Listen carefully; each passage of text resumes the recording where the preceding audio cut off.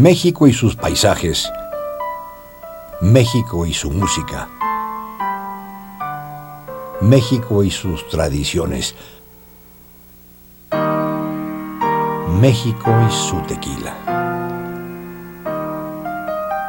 Las plantaciones de agave azul surcan por las llanuras, las empinadas laderas de cerros, volcanes y barrancas, dibujando un espléndido paisaje regional.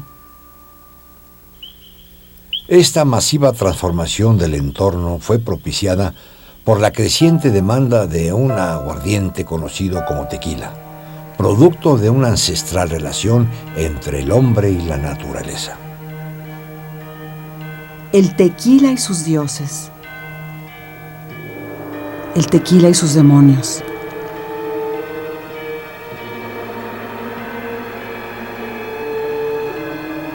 El tequila y nosotros.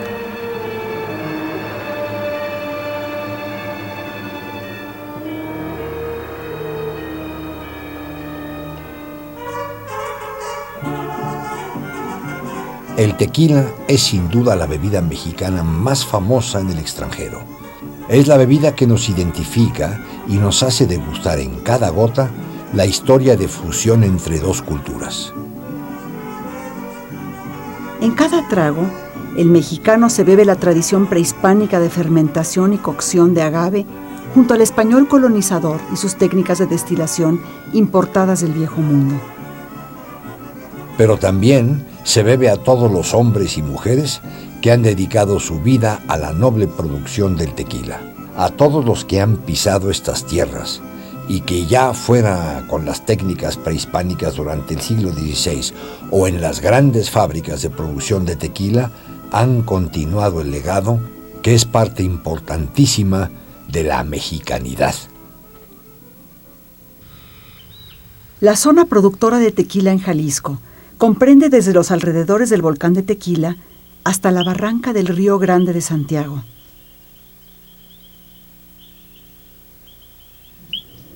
El perímetro propuesto abarca secciones de los municipios de Magdalena,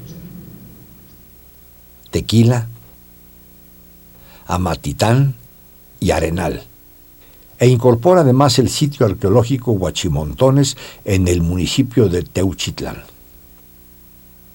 Por el gran intercambio de valores humanos a lo largo de casi 500 años, así como el mestizaje en el proceso agrícola industrial de elaboración del tequila, la conformación de un paisaje íntimamente relacionado con la comunidad y la creación de una tipología arquitectónica singular en las antiguas destilerías, la UNESCO declaró al paisaje agavero y las antiguas instalaciones industriales de tequila como un sitio de excepcional valor universal, incluyéndolo en la lista de Patrimonio Mundial bajo el título de Paisaje Cultural.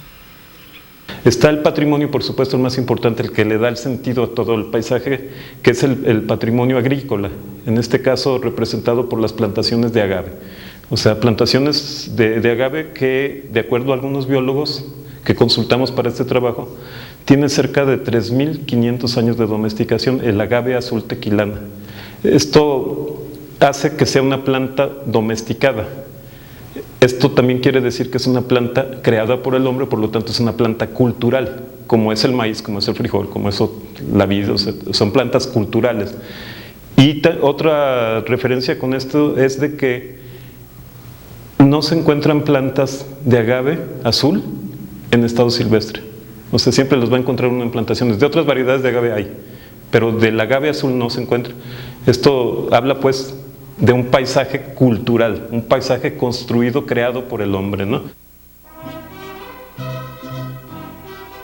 La designación de la UNESCO es resultado de un gran esfuerzo de los jaliscienses en las que fue fundamental la participación de los pobladores de la región y la industria que ha permitido que el tequila sea uno de los grandes productos nacionales. No solo es una gran noticia, sino una gran responsabilidad. Un adecuado plan de manejo es condición indispensable para la preservación del ecosistema, el desarrollo de proyectos sustentables y la protección del patrimonio arquitectónico, industrial y arqueológico. El sitio arqueológico Huachimontones, en el municipio de Teuchitlán, representa el antecedente prehispánico de la región y de las culturas que aquí habitaron. Esta civilización extendió sus distintivos edificios circulares, conocidos como huachimontones, en los actuales estados de Jalisco, Nayarit, Colima, Zacatecas, Michoacán y Sinaloa. La modificación a gran escala del paisaje natural de la comarca por el hombre inicia en tiempos de Cristo. Miles de hectáreas de chinampas o campos de cultivo, rodeados por zanjas de agua, han sido encontradas dentro del área lacustre alrededor del volcán de Tequila. La intensiva producción agrícola abastecía a 40,000 habitantes en conjuntos residenciales que cubrían 24,000 hectáreas. Se han identificado 400 recintos ceremoniales, de los cuales el de Teuchitlán es el de mayor dimensión, con 20 hectáreas de edificios distribuidos casi ininterrumpidamente. Cuenta con 10 conjuntos circulares, con sus pirámides centrales, patios elevados y templos. Posee 2 juegos de pelota, uno de ellos el más grande de Mesoamérica, a inicios de nuestra era. En la actualidad, las parcelas de agave y otros cultivos comparten en muchas ocasiones el espacio con ruinas arqueológicas. Esto representa una enorme responsabilidad para agricultores, industriales tequileros y la sociedad en general. La condición del paisaje agavero como patrimonio de la humanidad permite fomentar la conciencia de protección a estos sitios que constituyen oportunidades para estudiar el pasado, patrimonio de nuestros hijos y fuente histórica primordial para entender quiénes somos. Estos sitios representan de igual forma eslabones arqueológicos que dan contexto y relevancia al devenir del paisaje agavero.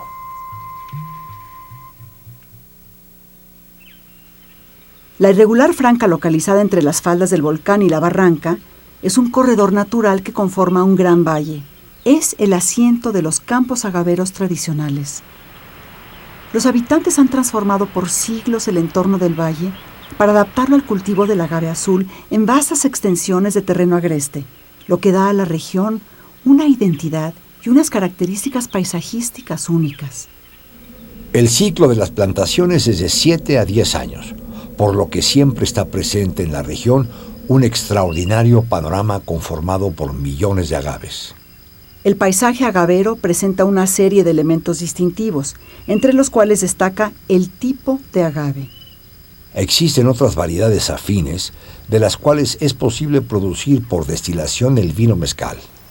La tradicional selección del agave azul responde a características de superior adaptación al suelo arcilloso, pobre en humedad y nutrientes y primordialmente por la calidad y mejor sabor del producto destilado. Localmente es mejor conocido como mezcal y constituye la materia prima del paisaje de los campos de la zona. La palabra mezcal se utiliza en la región indistintamente para designar a la planta, a las pencas cocidas del centro del vegetal y a la bebida alcohólica producto de su destilación. Otro de los componentes característicos de los campos es el sembrado en líneas paralelas. La franja de tierra intermedia de 3 metros o más permite al trabajador aproximarse para cuidar su desarrollo sin riesgo de picarse con las agudas espinas que rematan las hojas, además de facilitar el crecimiento de la planta. La aplicación de este patrón de diseño se va adaptando a la topografía irregular de la zona, gracias a la tradición de cultivo en coamil o siembra sobre terreno inclinado desarrollada en Mesoamérica. Las líneas paralelas se trazan para evitar la erosión sobre los terrenos pedregosos y accidentados, localizados generalmente en las laderas de cerros y barrancas. El acomodo en ristra del cultivo de agave se puede rastrear en el tiempo, como se puede observar en el Códice Florentino y en una litografía de Casimiro Castro de 1855. Cotejando la información histórica con el diseño actual de los campos agaveros, se puede constatar la previvencia de esta forma de acomodo.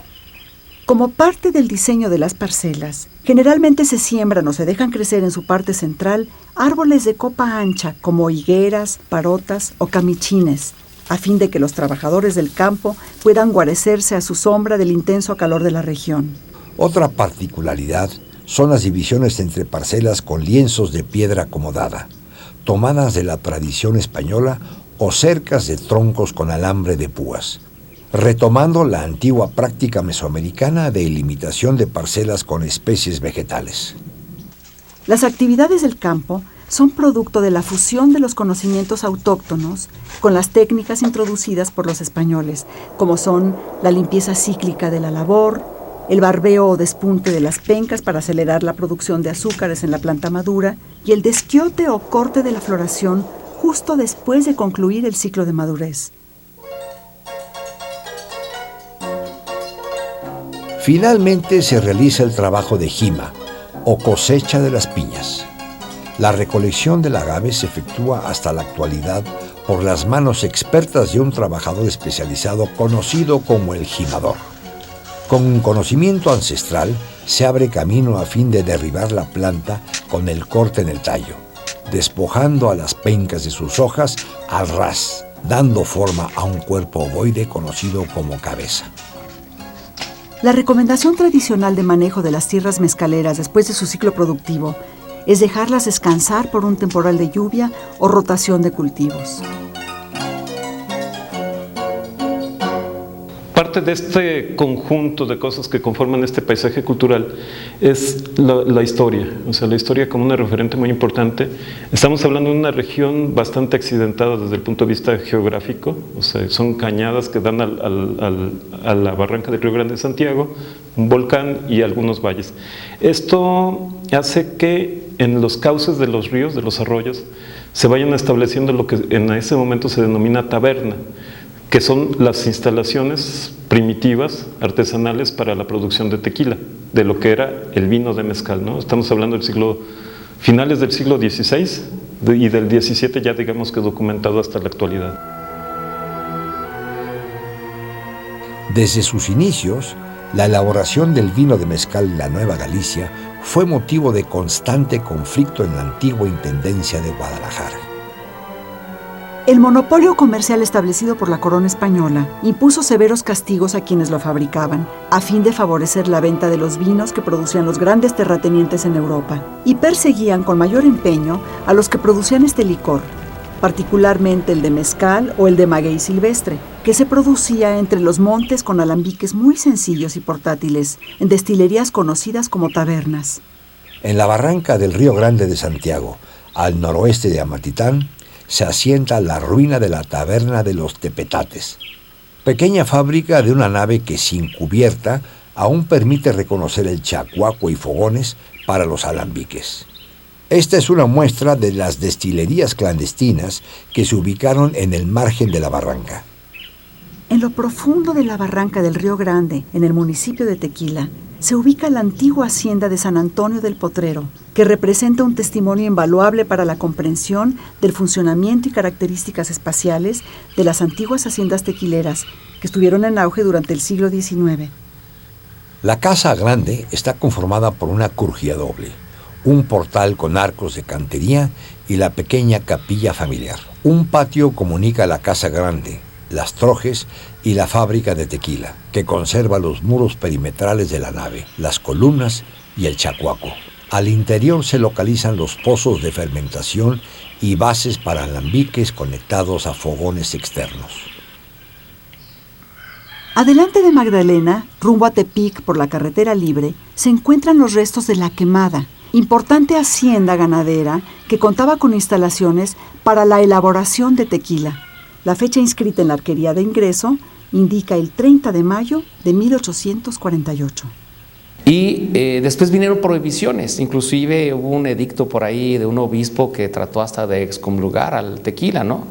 Y a quien lo produjera y lo consumiera en exceso o hasta levemente. Entonces, estas prohibiciones tanto de la iglesia primero y después se cancelan los estancos, y entonces se tienen que ir los fabricantes a hacer un clandestinaje, ¿sí? Un clandestinaje, por eso nosotros podemos encontrar en Atemanica, en toda la barranca, en todo el cañón de Tequila, en las chorreras, inclusive la ubicación de las chorreras. Inclusive hay unas muy antiguas en Ostotipaquillo en donde se van a ahogar con la presa de la Yesca, pero definitivamente son auténticas joyas arqueológicas de la industria del vino mezcal, del tequila, y ellos se fueron allá, uno por la razón de que estaban siendo perseguidos, otro pues era para evadir los famosos impuestos, y otra más pues era para aprovechar la abundancia de agua que existe en esta barranca. Entonces por eso obedece la ubicación de estas tabernas. La Audiencia de Guadalajara levantó en diversas ocasiones las prohibiciones virreinales a la fabricación de vino mezcal, ya que obtenía sustanciales ingresos por los impuestos asignados a la bebida. Las rentas obtenidas por el estanco de vino mezcal permitieron a la antigua Intendencia de la Nueva Galicia financiar la entrada de agua a la ciudad de Guadalajara, instalando fuentes públicas, así como, curiosamente, costear parte importante de la construcción del actual Palacio de Gobierno de Jalisco.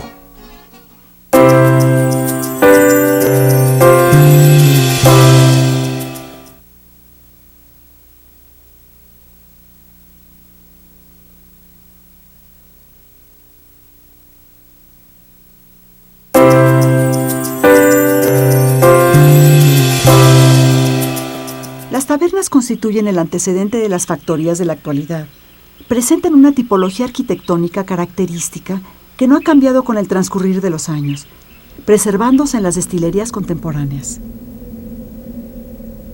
Encontramos nosotros en el caso de las destilerías de tequila, desde finales del siglo XVI, ya de manera más clara desde el siglo XVII hasta la actualidad, como varias modificaciones o variaciones a esta tipología, o sea, que está conformada principalmente por las etapas del proceso de producción. O sea, en primer término, lo que es el traslado de las cabezas de agave a un patio de descarga. Ese sería un primer elemento arquitectónico, es un patio de descarga. Otro elemento sería los hornos de cocimiento, que pueden ser, en los casos más primitivos, desde hornos de pozo, lo que se llamaba barbacoa, a hornos de mampostería, o más reciente, autoclaves, pero siempre va a haber un espacio destinado al cocimiento del agave para transformarlo en mezcal. Otro elemento arquitectónico de esta tipología es lo que es el área de molienda. En un inicio muy rústicamente, o sea, machacando el agave con masas, en lo que ellos les llamaban canoas, son unas bateas de madera, donde se aplastaba el mezcal. Después es que se introduce la tahona, que es el molino de sangre, el molino movido por bestias, o ya más reciente los molinos mecánicos, ¿no? O sea, este es otro de los elementos distintivos de esta tipología. Tenemos también lo que sería el área de fermentación, que le llamaban anteriormente la galera de fermento, en donde desde los primitivos, o de los elementos más primitivos, como son estos pozos que encontramos en algunas de las tabernas más antiguas, pozos excavados en el Tepetate, después las pipas o tinas de madera, después ya más recientemente pilas de mampostería, o lo que son ya los grandes tanques de acero inoxidable, o sea, pero el espacio sigue siendo el mismo. Y finalmente tendríamos el espacio de destilación, o sea, el espacio donde están los alambiques para el cocimiento.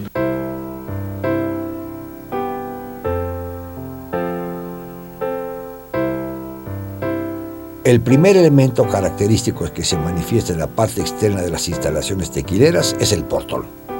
El portón establece la jerarquía y carácter de la fachada y facilitaba el ingreso de las cabezas de agave que se transportaban a lomo de mula hacia las tabernas, como se observa en esta fotografía de 1900 de La Constancia.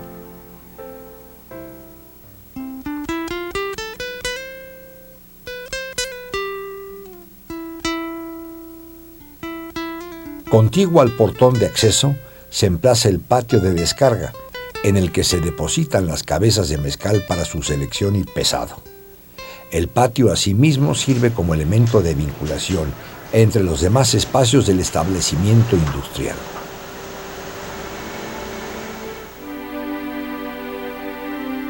Para conseguir la transformación de los almidones de la planta en azúcares, es necesario cocinar la cabeza de agave, por lo que el área de hornos constituye un espacio fundamental en el proceso. Inicialmente los hornos eran de pozo, siguiendo la usanza precolombina. Existen evidencias arqueológicas de estos primitivos hornos de subsuelo, que se remontan a varios siglos antes de Cristo, como el de Tlaxcala, en la laguna de Sayula, y en Colima, en el sitio arqueológico La Campana. El proceso de tatemado o cocción en estos pozos de forma cónica invertida era calentar el horno con leña. Al consumirse, quedaban las piedras volcánicas al rojo vivo y se acomodaban las cabezas partidas, cubriendo al final con ramas, hojas y tierra. Al concluir, se dejaba enfriar y después de varios días se destapaba, obteniendo el mezcal dulce y fibroso. El horno subterráneo se utilizó con adaptaciones en las tabernas y haciendas para la etapa colonial. Recientemente, en la porción del cañón del Río Grande de Santiago, conocido como la Barranca de Tecuane, en el municipio de Amatitán, se descubrió un horno de subsuelo de tipo prehispánico. De forma semicilíndrica, con una profundidad de 1,20 metros y 2,40 metros de circunferencia en la boca, este horno tiene las paredes tapizadas de rocas volcánicas. La taberna se encuentra inmersa en la profusa vegetación.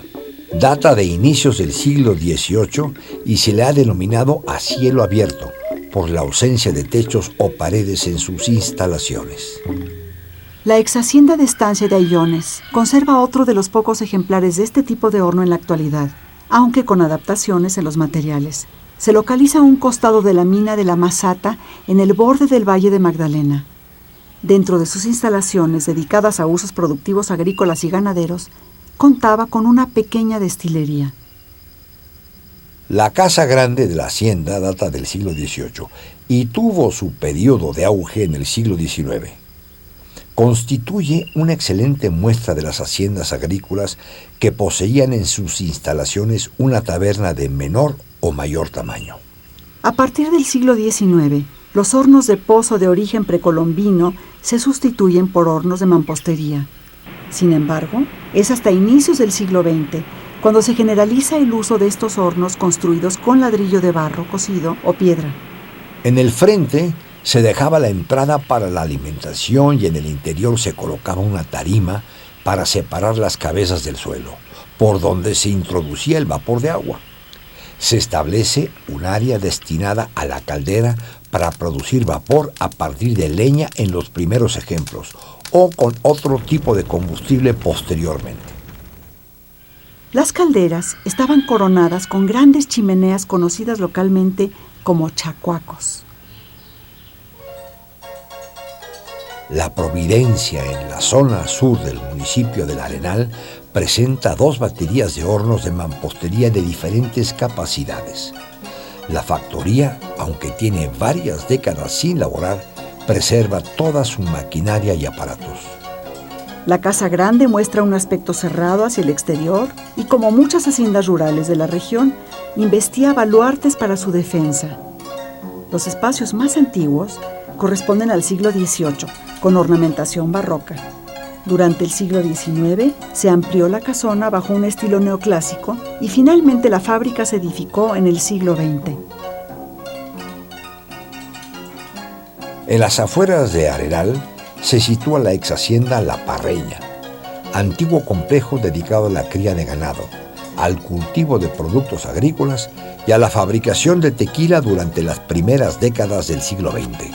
El complejo se compone de casa grande con un portal al frente y un zaguán que conduce a las habitaciones que circundan un patio central. A un costado del amplio portal de la fachada se ubica la capilla doméstica. Desde la plaza central del conjunto se ingresaba a la fábrica de tequila que actualmente se utiliza como casa-habitación.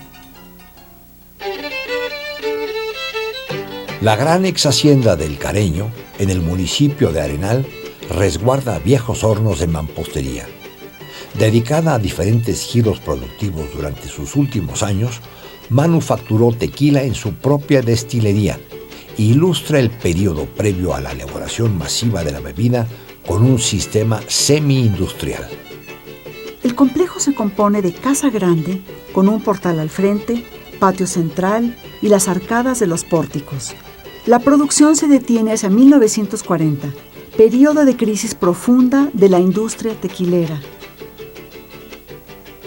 En el siglo XIX es en las haciendas donde se concentra parte importante de la producción de la bebida, ligada inicialmente al ciclo productivo agrícola industrial. La antigua hacienda de San Andrés, en el municipio de Magdalena, tenía una pequeña fábrica para destilar tequila. Se cultivaba agave, maíz, frijol y trigo, y aún ostenta un importante ejemplo de las trojes para guardar grano. Aunque su origen se remonta al período colonial, todo el conjunto se edificó en la primera mitad del siglo XIX. En el costado norte se ubica una capilla de una sola nave soportada por contrafuertes. El gran espacio es delimitado por altos muros reforzados con contrafuertes y torreones defensivos en sus esquinas, dando un aspecto casi militar a la edificación. Los hornos de mampostería se siguen utilizando en la mayoría de las instalaciones hoy en funcionamiento, ya que aportan un sabor característico, aunque algunas destilerías han incorporado a su área de cocción el uso de autoclaves de acero para cocer a presión el mezcal. Otra característica distintiva de la tipología arquitectónica de las fábricas de tequila es el área de molienda. El método de maceración que se usó desde la época de las tabernas es conocido regionalmente como tahona, palabra de origen árabe que significa molino. La tahona consiste en una pileta circular con el fondo recubierto de piedra laja. Aquí se machacaban las cabezas de mezcal con la muela o piedra de molino para extraer el mosto o jugo rico en azúcares fermentables. La muela giraba con base a un eje central movida por uno o dos animales de tiro. Justo en el límite de la barranca del Río Grande, en Tequila, se ubican los restos de la taberna de San Juan de Dios de las Chorreras. En ella, Malaquías Cuervo instaló una de las primeras destilerías de la comarca. Producía tequila desde el año de 1758 como rancho y en el año de 1870 ya tenía la categoría de hacienda. La tahona ha sido desenterrada recientemente por los dueños actuales de la finca y urge su preservación. Del conjunto se conservan 2 arcos de ladrillo en pie, a modo de acueducto, de donde se desprende la base del ya demolido chacuaco. A un costado aparecen los fogones para calentar los alambiques. En otra área se encuentran los pozos de fermentación de subsuelo. De la localidad de Amatitán, siguiendo por una brecha, se llega al rancho de la Cofradía del Puente. En ella se producía hacia 1800 vino de mezcal mediante primitivos sistemas de destilación. La casa grande dispone de una crujía doble de 3 habitaciones que se comunican entre sí con un pórtico de 9 arcos de orden toscano. A pocos kilómetros de la ciudad de Tequila, camino a la barranca, en la antigua hacienda de San Martín de Cañas, Nicolás Rojas establece hacia 1750 una taberna. La hacienda fue adquirida en la última mitad del siglo XX por Zenobio Sousa, importante empresario tequilero. El ingreso al establecimiento productivo se realizaba a través de 3 arcos rebajados que han sido transformados en casas particulares. De la destilería solo se aprecia un muro de adobe. La tahona de la miniatura presenta el piso recubierto de piedra laja. La taberna fue fundada por Joaquín Hernández Orozco en terrenos del Tecuane, municipio de Amatitán. El horno de mampostería se encuentra en buen estado de conservación.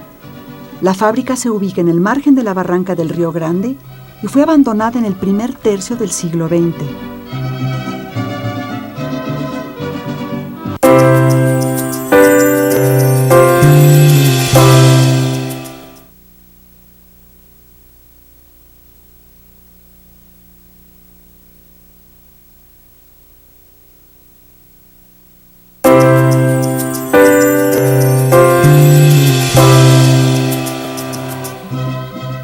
A finales del siglo XIX, con con el influjo de la revolución industrial, se sustituye la tahona por molinos mecánicos, procedentes de la industria azucarera.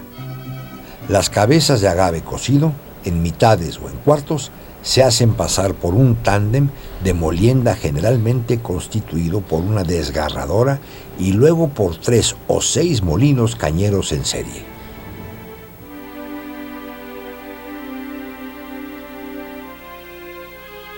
El área de fermentación constituye otro de los elementos distintivos de las destilerías. El depósito que se utilizó en las tabernas primitivas para llevar a cabo la fermentación fueron las pilas de piedra subterráneas.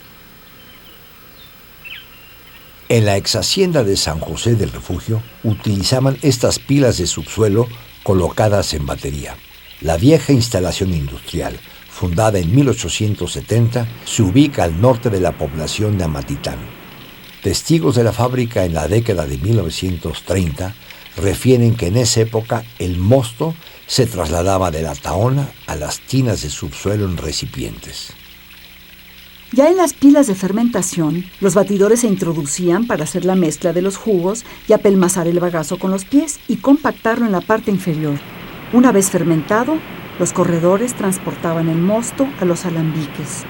Para incrementar la capacidad productiva, posteriormente se implementa un sistema para conducir el mosto por gravedad a través de canalillos en el suelo, de la tahona a las tinas subterráneas, y transcurrido el lapso de fermentación a los alambiques de cobre. En la Sierra de Tequila existen numerosas tabernas con tinas de subsuelo labradas en tepetate, normalmente acomodadas en la proximidad de ojos de agua, ríos y arroyos. Cerca de la población de Atemanica, siguiendo el curso de un arroyuelo tributario del Santiago, los habitantes del lugar sabían de la existencia de estas pilas de fermentación. El exceso de lluvias las cubre, pero se aprecia perfectamente el labrado en piedra de tepetate. En la parte alta hay una pequeña depresión que requiere del estudio profesional de arqueología antes de destaparlo para ver si era tahona o posiblemente horno de subsuelo. En la taberna de los Ocotes, que todavía estaba en funcionamiento hasta hace 35 años, don Maximiliano Alvarado trabajó con su padre y su sobrino Gilberto en la producción de tequila o vino, como le llamaban en la comunidad del Olvido, que se encuentra a escasos 5 kilómetros de la taberna. La taberna o cocina, como la llama don Maximiliano, presenta elementos de diferentes etapas de su evolución. La tahona, con la piedra del molino elaborada en el sitio para no tener que transportarla. El horno de mampostería o cuarto, como lo describe la familia, con 3 de sus paredes labradas en tepetate, así como diversas secciones de alambiques abandonados y 5 pipas o pilas de fermentación también trabajadas en la toba volcánica. Don Maximiliano recuerda el sitio donde estaba el horno de subsuelo, que era el que utilizaba su abuelo, y describe vívidamente los recuerdos de su infancia y de cómo trabajaban en él para la cocción de las cabezas de agave. El bisabuelo comentaba al padre de Maximiliano que antes trabajaban en otra taberna allá arriba, pero que a él ya no le tocó. La taberna, ubicada en el potrero Los Encinos, a escasos 500 metros del Olvido, presenta varias tinas de fermentación de subsuelo de forma esférica con capacidades hasta de 1000 litros. Los integrantes de la familia de Maximiliano son sobrevivientes de una larga tradición de taberneros que originalmente emigraron de Zacatecas y se establecieron en la Sierra de Tequila. Al rescatar los restos arqueológicos, se encontraron una punta de flecha de obsidiana de buena factura, así como 2 hachas de piedra con las que probablemente se labraron las tinas. Otra estructura labrada es lo que parece un pisón, el sitio para moler las cabezas de agave con métodos más primitivos. Se maceraban las cabezas golpeándolas con mazos de madera y las mieles fluían a través de una ranura al recipiente de piedra, de donde se habrían de trasladar a las pilas de fermentación.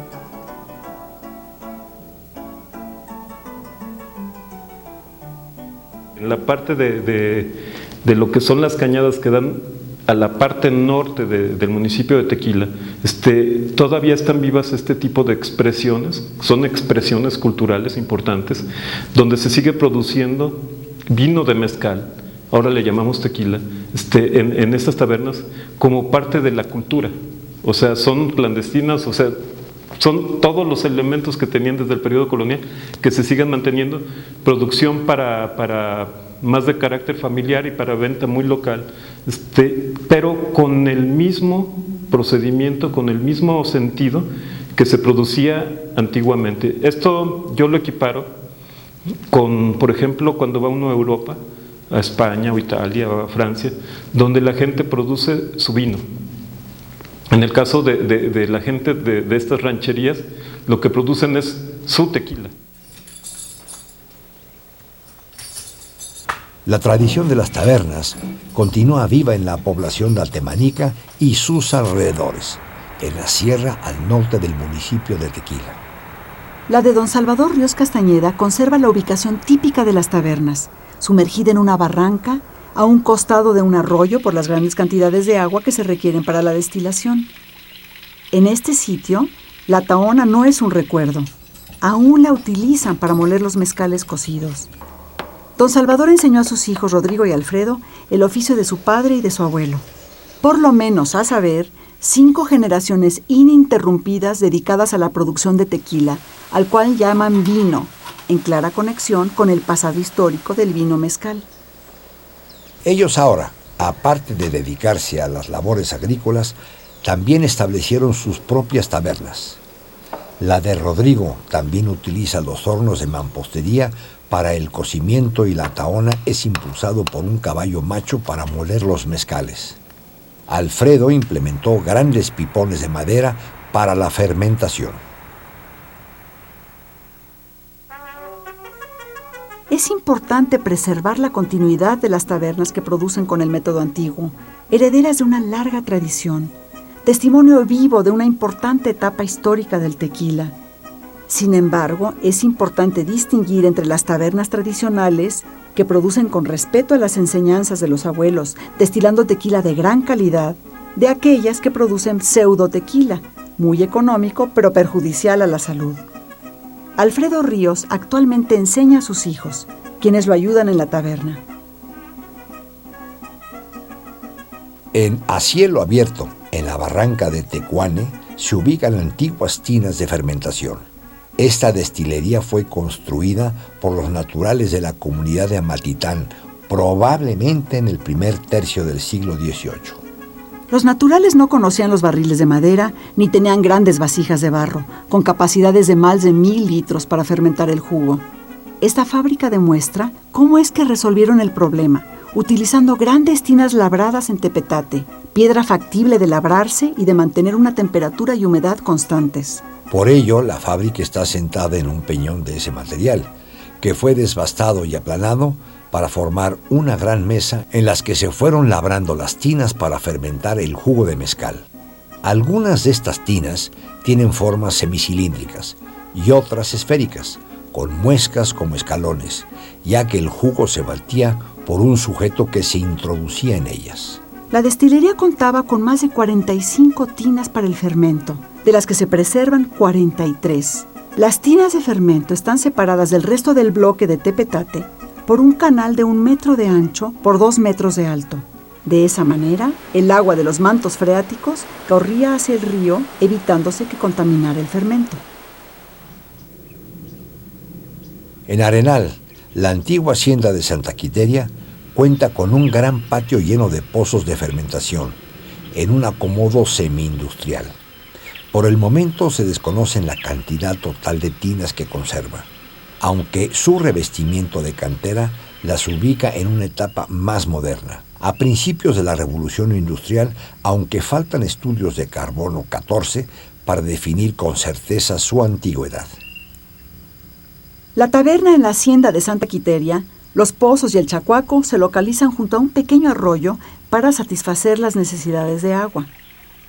De la hacienda se conserva la arquería de la Casa Grande, así como diversas piedras utilizadas en la tahona. Para satisfacer la creciente demanda, las tinas de subsuelo se sustituyen por grandes pipones de madera de roble para fermentar enormes cantidades de mosto. En esta época fueron los arrieros los principales promotores del vino mezcal, al darlo a conocer a todos los mexicanos, norte y centroamericanos a lo largo de sus rutas comerciales. La calidad del licor de la comarca de Tequila hizo que fuera preferido sobre otros, haciéndose de fama en las ferias religiosas, así como en las explotaciones mineras de Zacatecas, Guanajuato y Bolaños. A través del puerto de San Blas, el vino mezcal de Tequila zarpó hacia el norte del país, rumbo a territorios tan lejanos como las Filipinas. El empresario tequilero don Jesús Flores es el primero en utilizar envases de vidrio, conocidos como damajuanas, para facilitar la transportación y comercialización masiva.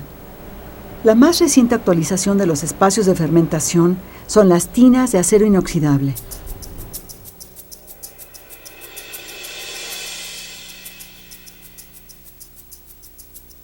Otro espacio fundamental para el proceso de elaboración del tequila es el área de destilación.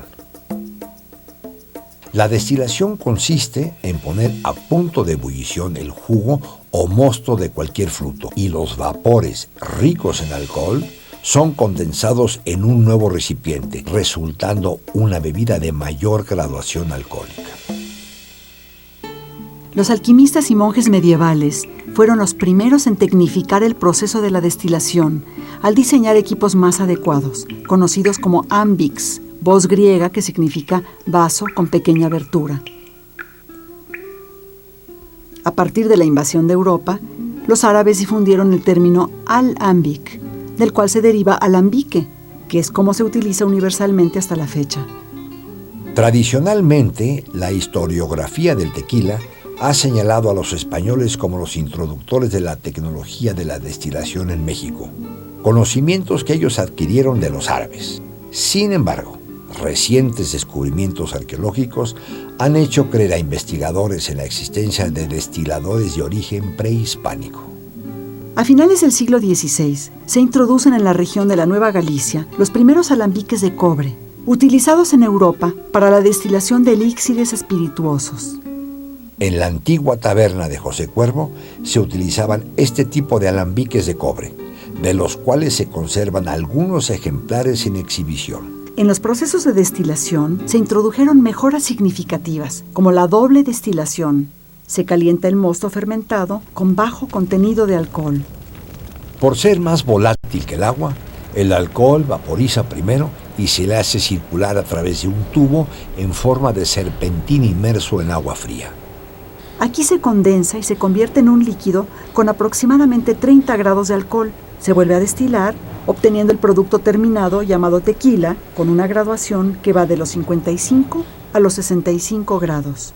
Algunas destilerías han implementado recientemente el uso de alambiques de acero inoxidable. El tratamiento de aguas residuales y el evitar la contaminación por las vinazas permitirá preservar el equilibrio ecológico de la región, condición indispensable para mantener la categoría de patrimonio cultural.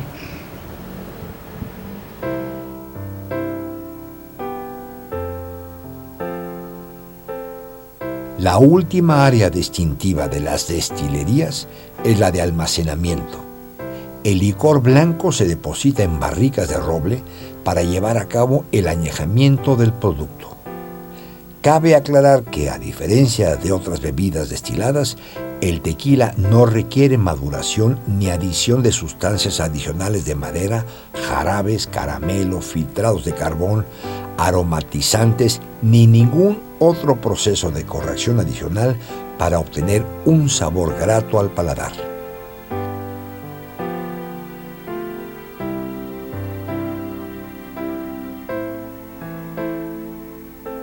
Estos son los elementos que distinguen a esta tipología, pero hay variaciones. O sea, tenemos en primer lugar lo que serían las tabernas, o sea, los elementos más rústicos, donde la producción es artesanal.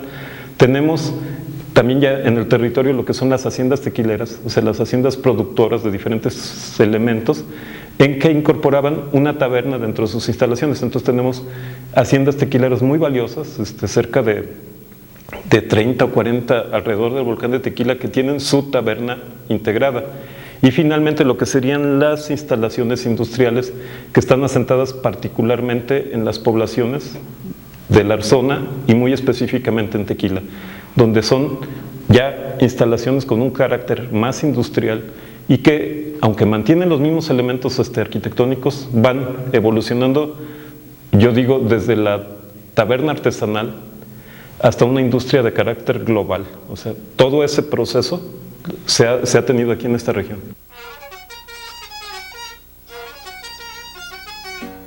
Como hemos visto a través de este recorrido, las antiguas destilerías mantienen una organización espacial y funcional invariable que conforma una tipología industrial bien establecida. En estas instalaciones productivas coexiste y se fusiona la herencia de técnicas ancestrales del viejo y del nuevo mundo, producto de siglos de interrelación entre ambas culturas. La producción del vino de mezcal implicó un proceso de mestizaje cultural en las plantaciones mezcaleras. Los métodos de plantación, selección, cultivo y cosecha del mezcal azul se fueron perfeccionando constantemente, creándose una cultura rural de origen precolombino que pervive en los campos de la región, reforzada a partir del siglo XVI al contacto con la usanza agrícola europea. Como resultado de esta interacción centenaria entre culturas y del hombre con la naturaleza, observamos un paisaje azulado definido por innumerables líneas ondulantes de agave que se van adaptando a la topografía irregular de la región. Sin embargo, el paisaje agavero no solo constituye un panorama de penetrante atractivo estético, sino un conjunto de elementos tangibles e inmateriales que constituyen el paisaje cultural de la comarca de Tequila, reflejo de la ancestral alianza entre la planta de agave azul, medio ambiente y el hombre en la lucha constante por la adaptación a su entorno.